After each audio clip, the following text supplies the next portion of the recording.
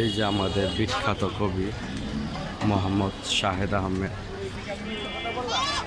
তার সন্তান কোলে নিয়ে এসে বাসার পথে উদ্দেশ্য করছেন।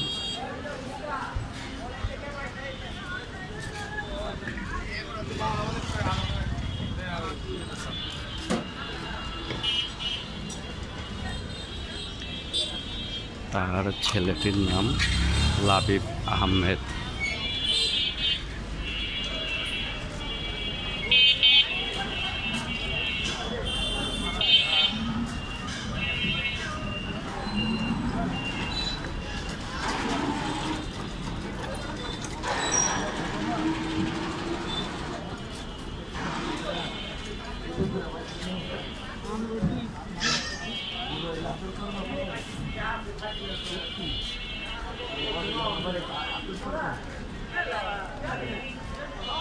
ছেলের সাথে কত মজা করতেছে দেখেন।